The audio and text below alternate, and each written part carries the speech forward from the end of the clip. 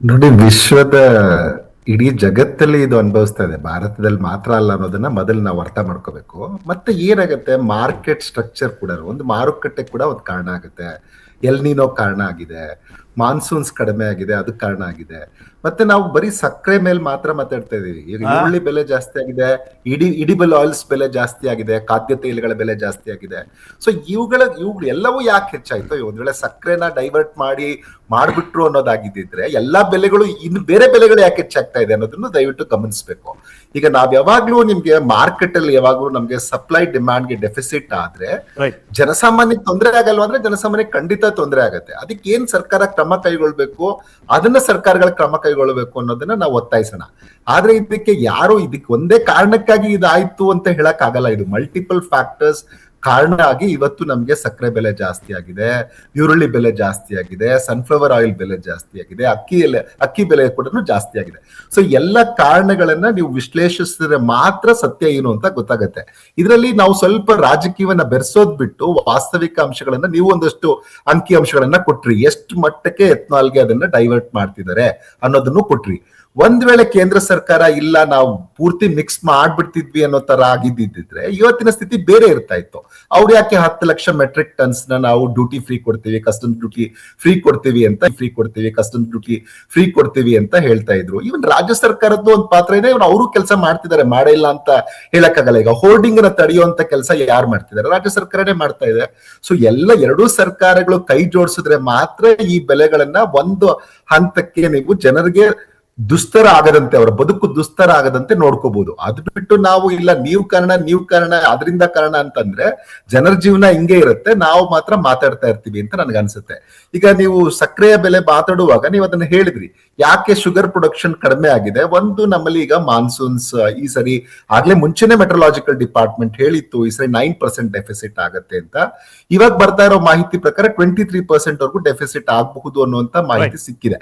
So ಈ ಕಾರಣಗಳೆಲ್ಲವನ್ನು ನೀವು ವಿಶ್ಲೇಷಿಸಿ ಆಗ ನಿಮ್ಗೆ ಗೊತ್ತಾಗತ್ತೆ ಸತ್ಯ ಎಲ್ಲಿದೆ ಅಂತ ಅನ್ಸುತ್ತೆ. ಅಲ್ಲ, ಖಂಡಿತ. ಈಗ ನೋಡಿ, ಒಂದೇನಾಗಿದೆ, ನೆಗ್ಲೆಕ್ಟ್ ಮಾಡಿದ್ದು ಓವರ್ ದಿ ಇಯರ್ಸ್, ಏನು ಫಾರ್ಮ್ ಸೆಕ್ಟರ್ ನ ನೆಗ್ಲೆಕ್ಟ್ ಮಾಡಿದ್ರು, there is some terribly wrong in rural side ಅಂತ ಕೂಡ ಅನೇಕ ವರದಿಗಳು ಹೇಳುತ್ತೆ. ಈಗ ನೋಡಿ, ಒಂದ್ ಸಣ್ಣ ಉದಾಹರಣೆ ಕೊಡ್ಬೇಕು ಅಂದ್ರೆ, ನೀವು ಸ್ಟೋರೇಜ್ ಬಗ್ಗೆ ಹೇಳ್ತಾ ಇದ್ರಿ. ಅದು ಈಗ್ಲೂ ನಾವು ಆತ್ಮನಿರ್ಭರ್ ಭಾರತ ಬರುವವರೆಗೂ ನಾವೀಗ ಸ್ಟೋರೇಜ್ ಬಗ್ಗೆನೇ ಮಾತಾಡ್ತಾ ಇದೀವಿ ಅಂದ್ರೆ ಅದರ ಅರ್ಥ ಏನು ಅನ್ನೋದನ್ನ ನಾವು ಅರ್ಥ ಮಾಡ್ಕೋಬೇಕು. ಆಮೇಲೆ ಎರಡನೇದ್ ನೋಡಿ, ಇವತ್ತು ಈ ದೇಶದಲ್ಲಿ ನಾವು ಕೃಷಿ ರಾಷ್ಟ್ರ ಅಂತ ಹೇಳ್ಕೊತೀವಿ, ನಮ್ಮಲ್ಲಿ ಪ್ರತಿ ಇಬ್ಬರಲ್ಲಿ ಒಬ್ರು ಕೃಷಿನ ಆಶ್ರಯಿಸಿದೀವಿ ಅಂತ ಹೇಳ್ಕೊತೀವಿ. ಇವತ್ತು ನಾವು ಪಾಮ್ ಆಯಿಲ್ ನ ಒಂದು 55% ಇಂಪೋರ್ಟ್ ಮಾಡ್ಕೊಳ್ತೀವಿ. ಒಟ್ಟಾರೆ ಖಾದ್ಯ ತೈಲಗಳನ್ನ ನಾವು 55% ಇಂಪೋರ್ಟ್ ಮಾಡ್ಕೊಳ್ತೀವಿ. ಅದರಲ್ಲಿ ಪಾಮ್ ಆಯಿಲ್ ಜಾಸ್ತಿ ಕಾಂಟ್ರಿಬ್ಯೂಟ್ ಮಾಡುತ್ತೆ. ಸೋಯಾಬೀನ್ ಆಯಿಲ್ 22ರಿಂದ 25% ನಾವು ಆಮದು ಮಾಡ್ಕೊಳ್ತೀವಿ, ಅರ್ಜೆಂಟೈನಾದಿಂದ ಆಮದು ಮಾಡ್ಕೊಳ್ತೀವಿ. ಪಾಮ್ ಆಯಿಲ್ ನ ಇಂಡೋನೇಷ್ಯಾದಿಂದ ಆಮದು ಮಾಡ್ಕೊಳ್ತೀವಿ. ಇನ್ನ ಸೂರ್ಯಕಾಂತಿ ಎಣ್ಣೆನ 15ರಿಂದ 19% ಇವತ್ತು ನಾವು ಆಮದು ಮಾಡ್ಕೊಳ್ತಾ ಇದೀವಿ, ಅದು ರಷ್ಯಾ ಮತ್ತೆ ಯುಕ್ರೇನ್ ಇಂದ. ಯಾವಾಗ ಅಂತಾರಾಷ್ಟ್ರೀಯ ಮಟ್ಟದಲ್ಲಿ ತೊಂದರೆ ಆಗುತ್ತೆ, ಅವಾಗ ನಮ್ಮ ದೇಶದಲ್ಲೂ ಅದರ ಬೆಲೆಗಳು ಜಾಸ್ತಿ ಆಗ್ತಾ ಹೋಗುತ್ತೆ. ಸೊ ಇದಕ್ಕೆ ಈ ತರದಲ್ಲಿ ಸರ್ಕಾರದ ಪಾತ್ರ ಇದೆ ಅಂತ ನನಗನ್ಸೋದು. ಯಾವ ರೀತಿಯಲ್ಲಿ ಕಳೆದ ಬಜೆಟ್ ಅಲ್ಲಿ ಒಂದಷ್ಟು ಅದಕ್ಕೆ ಮೆಜರ್ಸ್ ನ ಕೊಟ್ಟಿದ್ದಾರೆ, ಒಂದಷ್ಟು ಇನ್ಸೆಂಟಿವ್ಸ್ ಕೊಟ್ಟಿದ್ದಾರೆ ಕೇಂದ್ರ ಸರ್ಕಾರ. ಅದನ್ನ ಈವನ್ ರಾಜ್ಯ ಸರ್ಕಾರಗಳನ್ನು ಒಂದಷ್ಟು ಮಾಡಬಹುದು ಅಂತ ಕಾಣುತ್ತೆ. ಹಾಗೇನೆ ಈ ಬಜೆಟ್ ಅಲ್ಲೂ ಅದನ್ನ ನಾವು ಕಾಣ್ಬೋದು. ಸೊ ಅಂದ್ರೆ ಒಂದು ಹಂತದಲ್ಲಿ ಈ ತರದ ಏನು ಇವಾಗ ಆಯ್ತಪ್ಪ ಬೆಲೆ ಹೆಚ್ಚಾಯ್ತು, ಈಗ ಇಂಪೋರ್ಟ್ ಡ್ಯೂಟಿ ತೆಗೆದು ಬಿಡ್ತೀನಿ ಅಂತ ಹೇಳೋದಲ್ಲ. ನಾನ್ ಹೇಳೋದು ಇದಕ್ಕೊಂದು ಲಾಂಗ್ ಟರ್ಮ್ ಸೊಲ್ಯೂಷನ್ ನ ಕೇಂದ್ರ ಸರ್ಕಾರ ಮತ್ತೆ ರಾಜ್ಯ ಸರ್ಕಾರಗಳು ಒಟ್ಟಾಗಿ ಕುಳಿತು ಇದ್ರ ಬಗ್ಗೆ ಯೋಚನೆ ಮಾಡುವಂತದ್ದು ಒಳ್ಳೇದು. ಇದರಲ್ಲಿ ಕೆಸರಾಟ ಮಾಡೋದ್ರಿಂದ ಏನೂ ಲಾಭ ಆಗಲ್ಲ. ಈಗ ನೋಡಿ, ಒಂದು ಆಯಿಲ್ ಪ್ರೊಡಕ್ಷನ್ ಹೆಚ್ಚು ಮಾಡ್ಬೇಕು, ಆಯ್ತು, ಒಂದು ಇನ್ಸೆಂಟಿವ್ಸ್ ಕೇಂದ್ರ ಸರ್ಕಾರ ಕೊಡುತ್ತೆ. ರಾಜ್ಯ ಸರ್ಕಾರದ ಪಾತ್ರ ಏನು? ರಾಜ್ಯ ಸರ್ಕಾರ ಕೂಡ ರೈತರಿಗೆ ಅಲ್ಲಿ ಏನೇನ್ ಬೇಕು ಇವಾಗ, ಯಾಕಂದ್ರೆ ಅಗ್ರಿಕಲ್ಚರ್ ಡಿಪಾರ್ಟ್ಮೆಂಟ್ ಸ್ಟೇಟ್ ಅಲ್ಲಿ ರಾಜ್ಯಗಳ ಹತ್ರ ಇರುತ್ತೆ. ಸೊ ಆ ತರ ಇರುವಾಗ ನಾವಲ್ಲಿ ಏನ್ ಮಾಡಬಹುದು? ರಾಜ್ಯ ಸರ್ಕಾರಗಳು ಕೂಡ ಯೋಚನೆ ಮಾಡಬಹುದು, ಕೆಲಸವನ್ನ ಮಾಡಬಹುದು. ಆ ತರದಲ್ಲಿ ಜಂಟಿಯಾಗಿ ಹೋದ್ರೆ ಮಾತ್ರ, ಕೈ ಜೋಡಿಸಿದ್ರೆ ಮಾತ್ರ ಈ ರಾಷ್ಟ್ರದಲ್ಲಿ ಈ ತರ ಪದೇ ಬೆಲೆಗಳು, ಅದರಲ್ಲಿ ಎಸ್ಪೆಷಲಿ ಕೃಷಿಯ ಬೆಲೆಗಳು ಈ ತರದಲ್ಲಿ ಹೆಚ್ಚಳ ಆಗುವಂತದ್ದು. ಈರುಳ್ಳಿ ಇಲ್ಲದೆ ಇದ್ರೆ ಇವತ್ತು ಬಹುಶಃ ನಾವು ತಿಂಡಿಯನ್ನ ಕಲ್ಪಿಸ್ಕೊಳ್ಳಕ್ಕಾಗಲ್ಲ. ಪ್ರತಿದಿನದ ಬೆಳಿಗ್ಗೆಯ ತಿಂಡಿಗೆ ನಮ್ಗೆ ಈರುಳ್ಳಿ ಬೇಕಾಗತ್ತೆ. ಆದ್ರೆ ಇವತ್ತಿನ ಸ್ಥಿತಿ ನೋಡಿ ಏನಾಗ್ತಾ ಇದೆ, ಒಂದೇ ಸರಿ ದಿಢೀರ್ನೆ ನಮ್ಗೆ ಸಪ್ಲೈ ಚೈನ್ ಪ್ರಾಬ್ಲಮ್ ಆಯ್ತು, ಮಳೆ ಇಲ್ಲ. ಹಂಗಾಗಿ ನಾವು ಅರ್ಥ ಮಾಡ್ಕೊಳ್ಳೋದು ಏನು ಅಂತಂದ್ರೆ, ಈಗ ರೂರಲ್ ಏರಿಯಾದಲ್ಲಿ ಹೆಚ್ಚು ಅವರು ಖರ್ಚು ಮಾಡುವಂತ ಹಣ ಇದೆಯಲ್ಲ, ಅದು ಹೆಚ್ಚು ಫುಡ್ ಅಲ್ಲಿ ಹೋಗುತ್ತೆ. ಜಾಸ್ತಿ ದುಡ್ಡು ಫುಡ್ ಐಟಮ್ಸ್ ಮೇಲೆ ಹೋಗುತ್ತೆ. ಸೊ ಈಗ ಅಲ್ಲಿ 60% ಅವರು ಫುಡ್ ಮೇಲೆ ಖರ್ಚು ಮಾಡಿದ್ರೆ ಅರ್ಬನ್ ಏರಿಯಾಸ್ ಅಲ್ಲಿ ಅದು 40% ಆಗಿರ್ಬೋದು.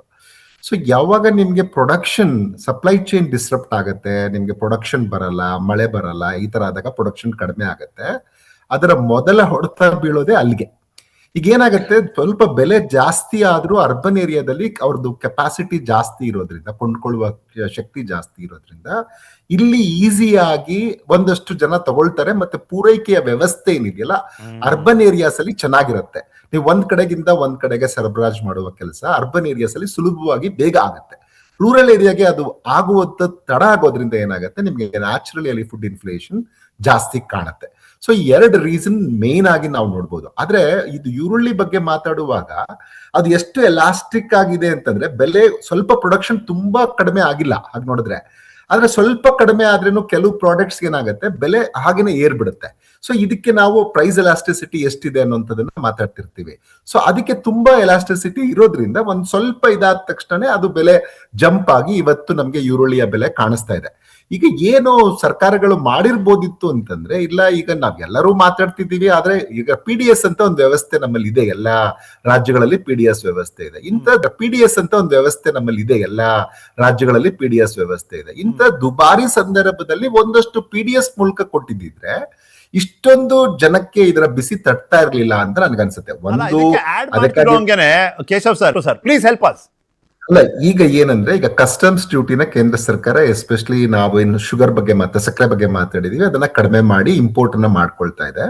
ಈಗ ರಾಜ್ಯ ಸರ್ಕಾರಗಳ ಬಗ್ಗೆ ಬಂದಾಗ ನಾನು ಹೇಳ್ತಾ ಅದಕ್ಕೆ ಒಂದು PDS ಬಗ್ಗೆ ನಾನು ಹೇಳಿದೆ. ಈಗ ರೇಷನ್ ಅಂಗಡಿಯ ಮೂಲಕ ಇಂಥ ಸಂದರ್ಭದಲ್ಲಿ, ಯಾಕಂದ್ರೆ ಒಂದು ವೆಲ್ ಡೆವಲಪ್ಡ್ ನೆಟ್ವರ್ಕ್ ನಮ್ಮಲ್ಲಿ ಇದೆ, ಈ ವೆಲ್ ಡೆವಲಪ್ಡ್ ನೆಟ್ವರ್ಕ್ ನ ಬಳಸ್ಕೊಂಡು ಯಾಕೆ ನಾವು ಕನ್ಸೆಷನ್ ರೇಟ್ ಅಲ್ಲಿ ಈ ಟೈಮ್ ಅಲ್ಲಿ ಮಾತ್ರ, ಈಗ ಸಕ್ಕರೆ ಒಂದು ಬಾಸ್ಕೆಟ್ ಅಲ್ಲಿ ಕೊಡೋದು, ನಾವು ಬರೀ ಅಕ್ಕಿ ಕೊಡ್ತಿದೀವಿ, ರಾಗಿ ಕೊಡ್ತಿದೀವಿ, ಅದರ ಜೊತೆಗೆ ಇಂಥ ಟೈಮ್ ಅಲ್ಲಿ ಯಾಕೆ ನಾವು ಒಂದು ಕುಟುಂಬಕ್ಕೆ 2 kg 3 kg ಸಕ್ಕರೆಯನ್ನ ಕೊಡುವಂಥದ್ದು ಅಥವಾ ಈರುಳ್ಳಿಯನ್ನ ಕೊಡುವಂಥದ್ದು ಈ ತರದ್ದು ಈ ಟೈಮ್ ಅಲ್ಲಿ ಮಾಡಿದ್ರೆ ನಿಮ್ಗೆ ಮಾರ್ಕೆಟ್ ಸ್ಟೆಬಿಲೈಸ್ ಈಸಿಯಾಗಿ ಆಗತ್ತೆ ಅಂತ ನಾನು ಹೇಳುದು.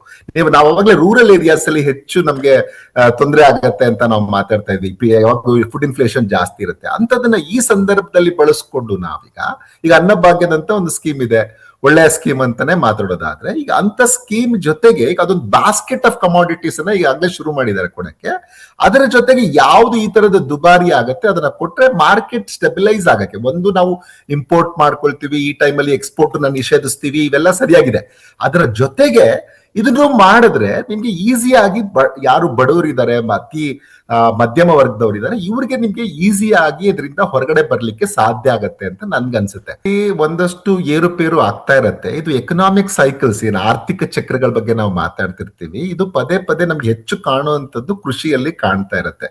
ಒಂದು ಪ್ರೊಡಕ್ಷನ್ ಜಾಸ್ತಿ ಆದ್ರೇನು ರೈತನಿಗೆ ಬೆಲೆ ಸಿಕ್ಕದಿಲ್ಲ, ಅವಾಗ ಏನ್ ಮಾಡ್ತಾರೆ, ಅವ್ರು ಮಾರುಕಟ್ಟೆಗೆ ತರ್ಲಿಕ್ಕೂ ಆಗದೆ ಇರುವಂತ ಬೆಲೆ ಸಿಗುತ್ತೆ, ಅವಾಗ ರೈತ ಸಂಕಷ್ಟಕ್ಕೊಳಗಾಗ್ತಾನೆ. ಈ ತರದ ಸಂದರ್ಭದಲ್ಲಿ ಈಗ ಪ್ರೊಡಕ್ಷನ್ ಇಲ್ಲ, ಬೆಲೆ ಇದೆ, ಆದ್ರೆ ರೈತನಿಗೆ ಅನುಕೂಲ ಆಗಲ್ಲ. ಸೊ ಎರಡೂ ಸಂದರ್ಭಗಳನ್ನ ಯಾವ ರೀತಿಯಲ್ಲಿ ಎದುರಿಸಬೇಕು ಅನ್ನುವಂಥದಕ್ಕೆ ಒಂದು ದೀರ್ಘಕಾಲದ ಯೋಜನೆಯನ್ನ ರೂಪಿಸಿ ಇವರು ಈಗಾಗ್ಲೇ ಅದನ್ನ ಮಾಡ್ತಿಲ್ಲ ಅಂತ ನಾನು ಹೇಳಲ್ಲ, ಮಾಡ್ತಿದ್ರೆ ಆದ್ರೆ ಯುದ್ಧೋಪಾದಿಯಲ್ಲಿ ಅವುಗಳನ್ನ ಇಂಪ್ಲಿಮೆಂಟ್ ಮಾಡುವಂಥದ್ದು. ಯಾಕೆಂದ್ರೆ ನಮ್ಗೆ ಈ ಶಾರ್ಟೇಜಸ್ ಏನಿರುತ್ತಲ್ಲ, ನಾವು ಬರೀ ಇಂಪೋರ್ಟ್ ಮಾಡ್ತೀವಿ, ಈ ಟೈಮಲ್ಲಿ ನಾವು ಆಮದ್ ಮಾಡ್ಕೊಳ್ತೀವಿ, ಎಕ್ಸ್ಪೋರ್ಟ್ ನಿಲ್ಲಿಸ್ತೀವಿ, ಆಮದ್ ಜಾಸ್ತಿ ಮಾಡ್ಕೊಳ್ತೀವಿ ಅಂತ ಹೇಳ್ತೀವಿ. ಆದ್ರೆ ಇವೆಲ್ಲ ಅಲ್ಪಾವಧಿಯ ಕ್ರಮಗಳು, ಅದು ಮಾಡ್ಲೂಬೇಕು. ಯಾಕೆಂತಂದ್ರೆ ಈಗ ಸಂದರ್ಭದಲ್ಲಿ ಜನರ ಜೀವನ ಸಂಕಷ್ಟಕ್ಕೊಳಗಾಗಬಾರ್ದು ಅಂತಂದ್ರೆ ಇದನ್ನ ಪದೇ ಪದೇ ಹಿಂಗ್ ಆಗ್ತಿರೋದ್ರಿಂದ ನೀವು ವರ್ಷ ಪೂರ್ತಿ ಹಿಂಗೆ ಇರುತ್ತಾ ಅಂದ್ರೆ ಇದು ಅವಾಗ ಒಂದ್ ಪಾಕೆಟ್ ಅಲ್ಲಿ, ಈಗ ಶ್ರಾವಣ ಬಂದಿದೆ, ಹಬ್ಬಗಳು ಜಾಸ್ತಿ ಇದೆ, ಈ ಟೈಮಲ್ಲಿ ಡಿಮಾಂಡ್ ಜಾಸ್ತಿ ಇರುತ್ತೆ, ಆದ್ರೆ ಪ್ರೊಡಕ್ಷನ್ ಕಡಿಮೆ ಇರೋದ್ರಿಂದ, ಸಹಜವಾಗಿ ಪೂರೈಕೆ ಕಮ್ಮಿ ಇರೋದ್ರಿಂದ ಬೆಲೆ ಇನ್ನಷ್ಟು ಹೆಚ್ಚಳ ಆಗ್ತಾ ಇರುತ್ತೆ. ಸೊ ಇವುಗಳಿಗೆ ನಾನು ಹೇಳೋದು, ಒಂದು ಗೊತ್ತಿದೆ ನಮ್ಗೆ ಈ ಸಂದರ್ಭದಲ್ಲಿ ನಮ್ಗೆ ಹೆಚ್ಚು ಡಿಮಾಂಡ್ ಇರುತ್ತೆ ಅಂತ. ಈಗ ನಮ್ಗೆ ಆಗ್ಲೇ ಗೊತ್ತಿತ್ತು ಮಳೆ ಕೂಡ ಈ ವರ್ಷ ಕಡಿಮೆ ಆಗತ್ತೆ ಅಂತ ಮಾರ್ಚ್ ಅಲ್ಲೇನೆ ಮೆಟ್ರಲಾಜಿಕಲ್ ಡಿಪಾರ್ಟ್ಮೆಂಟ್ ಅವ್ರು ಹೇಳಿದ್ರು. ಇದಕ್ಕೆ ಯಾವ ರೀತಿಯಲ್ಲಿ ನಾವು ದೀರ್ಘಾವಧಿಯ ಕ್ರಮಗಳನ್ನ ಕೈಗೊಂಡು ಇದು ಮತ್ತೆ ಮರುಕಳಿಸದ ರೀತಿಯಲ್ಲಿ ಒಂದು ಮಾಡಬಹುದಾ ಅಂತ. 91ರಲ್ಲಿ ಮನಮೋಹನ್ ಸಿಂಗ್ ಅವರು 100 ದಿನದಲ್ಲಿ ಕಡಿಮೆ ಮಾಡ್ತೀವಿ ಅಂತ ಹೇಳಿ ಮ್ಯಾನಿಫೆಸ್ಟೋನಲ್ಲಿ ಇದ್ದಾಗ, ಅವರು ಅದಕ್ಕೆ ನಂತರ ಮನಮೋಹನ್ ಸಿಂಗ್ ಫೈನಾನ್ಸ್ ಮಿನಿಸ್ಟರ್ ಆಗಿರ್ತಾರೆ, ಅವ್ರು ಹೇಳ್ತಾರೆ there is no magic wand with me ಅಂತ ಹೇಳ್ತಾರೆ.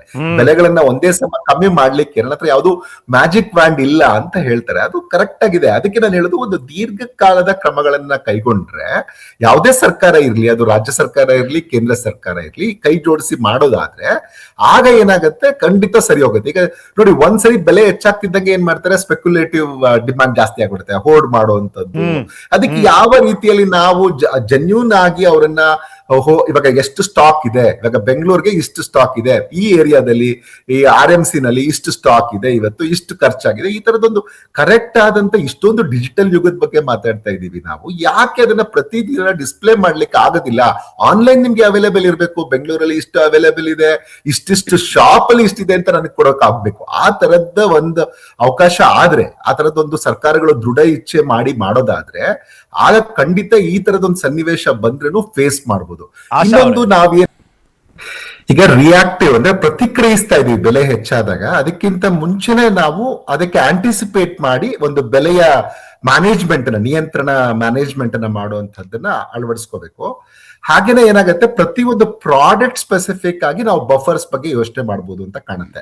ಈಗ ಆನಿಯನ್ಗೆ ಒಂದು ಸ್ಪೆಸಿಫಿಕ್ ಆದಂತ, ಈರುಳ್ಳಿಗೆ ಒಂದು ಸ್ಪೆಸಿಫಿಕ್ ಆದಂತ ಫಿಸಿಕಲ್ ಬಫರ್ ಬಗ್ಗೆ ಯೋಚನೆ ಮಾಡ್ಬೋದು. ಪಲ್ಸಸ್ ಬಗ್ಗೆ ಯಾವ ತರ ಸ್ಟಾಕ್ ಅಥವಾ ಎಷ್ಟು ಇಂಪೋರ್ಟ್ ಇವಾಗ ಸದ್ಯಕ್ಕೆ ಬೇಕಾಗತ್ತೆ ಅನ್ನೋದನ್ನ ಮುಂಚೆನೆ ಯೋಚನೆ ಮಾಡಿ ಅದರ ಪ್ರಕಾರ ಪ್ಲಾನ್ ಮಾಡ್ಬೋದು. ಹಾಗೇನೆ ಈಡಿಬಲ್ ಆಯಿಲ್ಸ್ ನ ನಮ್ಮ ದೇಶದಲ್ಲಿ ಈಗ ಬೆಳೆಯಕ್ ಪ್ಲಾನ್ ಮಾಡಿದೆ, ಅದನ್ನ ಇಂಪ್ಲಿಮೆಂಟ್ ಸರಿಯಾಗಿ ಮಾಡಿದ್ರೆ ಮುಂದಿನಷ್ಟೊತ್ತಿಗೆ ಒಂದು 10% ಆದ್ರೂ ನಾವು ಏನು 55% ಇವಾಗ್ಲೂ ಹೊರದೇಶದಿಂದ ತರಿಸ್ಕೋತಾ ಇದೀವಿ, ಅದು ಕಡಿಮೆ ಆಗ್ಬೋದು. ಹಾಗೆ ಕಡಿಮೆ ಆಗ್ತಾ ಹೋಗುತ್ತೆ. ಆಮೇಲೆ ಹೋಲ್ಸೇಲ್ ಬೆಲೆಗೂ ರಿಟೇಲ್ ಬೆಲೆಗೂ, ಅವೆಲ್ಲ ನೀವು ಕೇಳ್ತಾ ಇದ್ರಿ ಅದನ್ನ, ಹೋಲ್ಸೇಲ್ ಬೆಲೆಗೂ ರಿಟೇಲ್ ಬೆಲೆಗೂ ತುಂಬಾ ಒಂದು 15-20% ವ್ಯತ್ಯಾಸ ಇದೆ. ಕೇಂದ್ರ ಸರ್ಕಾರ ಏನ್ ಮಾಡ್ತಾ ಇದೆ ಅಂದ್ರೆ ಪ್ರೊಡ್ಯೂಸರ್ಸ್ ಪ್ರೈಸ್ ಇಂಡೆಕ್ಸ್ ಅಂತ ಮಾಡ್ತಾ ಇದೆ. ಅದು ನೆಕ್ಸ್ಟ್ 6 ತಿಂಗಳಲ್ಲಿ ಫೇಸ್ ಔಟ್ ಆಗುತ್ತೆ ಹೋಲ್ಸೇಲ್ ಪ್ರೈಸ್. ಹಂಗಾಗಿ ಅದನ್ನೇ ನಾವು ಮಾನದಂಡವಾಗಿ ಇಟ್ಕೊಂಡು ಕನಿಷ್ಠ ನಿಮ್ಗೊಂದು 5-8% ಒಳಗಡೆ ಹೋಲ್ಸೇಲ್ ಪ್ರೈಸ್ ಏನಿರುತ್ತೆ ಅದು ರಿಟೇಲ್ ಪ್ರೈಸ್ ಅಲ್ಲೂ 5-8% ಡಿಫ್ರೆನ್ಸ್ ಇರೋ ತರ ಮಾಡೋಕಾದ್ರೆ ಆಗ ಕೂಡ ಈಸಿಯಾಗಿ ಜನರ ಜೀವನ ಒಳ್ಳೇದಾಗತ್ತೆ ಅಂತ ಅನ್ಸುತ್ತೆ.